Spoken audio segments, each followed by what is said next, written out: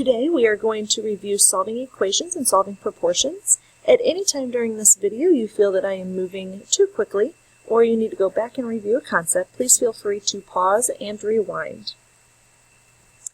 We will first talk about solving equations. To solve an equation you need to isolate the variable. So looking at number 1, we are going to solve for x. If it helps, draw a line down the equal sign so you can divide the equation into two parts. I need to move the x over to the left, so I'm going to add 1x to both sides. I then get 6x plus 7 equals negative 3. I need to get 6x by itself, so I'm going to subtract 7.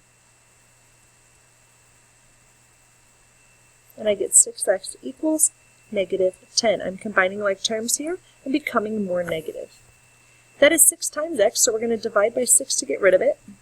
And when we do that, that does not divide evenly. However, we can reduce. We reduce by 2 and we get negative 5 over 3. Please pause if necessary, but I'm going to move on to number 2. In number 2, we need to distribute first. When you distribute, you multiply. 3 times 2x is 6x. 3 times negative 1 is negative 3.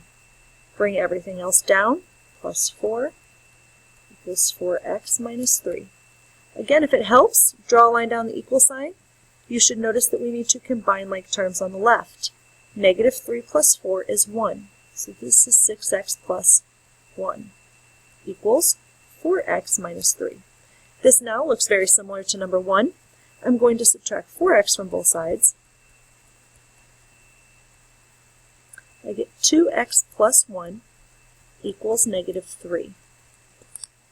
I need 2x by itself, so I'm going to subtract 1. I have negative 3 minus 1, which is negative 4, becoming more negative. Divide both sides by 2, and you get negative 2. Okay, number 3.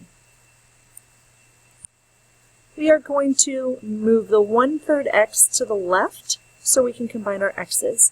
So we will subtract 1/3 x from both sides. Very conveniently, they have a common denominator, so I'm going to keep that denominator, and I'm going to take 2 minus 1, and I'm going to have 1/3. 1/3 x minus 5 equals 9. I will now add 5 to both sides. We have 1/3 x equals 14. To get rid of the 1/3, I am going to multiply by the reciprocal, which is 3, or 3 over 1. And we get x equals 42. Number 4, x plus 1 divided by 2 equals negative 8. We need to get rid of the 2 first. To undo division, we use multiplication, so I will multiply both sides by 2.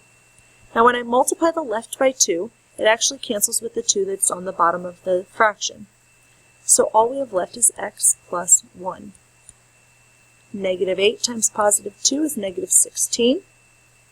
And now we need to get the x by itself. Subtract 1. And you get x equals negative 17. Okay, there are 2 checkpoint problems. Please show your work in your note packet and submit your final answer. Let's turn our attention to solving proportions. When you solve a proportion, you will cross multiply. So, some people call this shoestring or shoelace. We are going to take x times negative 5 and get negative 5x equals. Cross the other side, the other shoelace, 6 times 5 is 30. And now you just solve that very simple equation by dividing by negative 5. When you divide by negative 5, you get x equals negative 6. Now in number 8, the first thing that I would do is actually put parentheses around the x plus 1. Because when you cross multiply, you have to make sure that you include the x and the 1 when you multiply it by 2. Here's what I mean. Cross multiply, We have 2 times x plus 1 equals x times 4, which is 4x. You have to distribute that 2 into the x and into the 1. So we have 2x plus 2. So if you didn't put parentheses here, it just kind of makes for an opportunity to make mistakes here, and we wouldn't like to see that happen. Okay, we want to get the x's by itself. Usually I move things to the left, but this one actually lends itself to moving it to the right, so I'm going to subtract 2 from both sides. We get 2 equals 2x. When I divide by 2, I get x equals 1. It's just a little bit better if you write your variable on the left-hand side. Okay, you will see that there is one more checkpoint problem.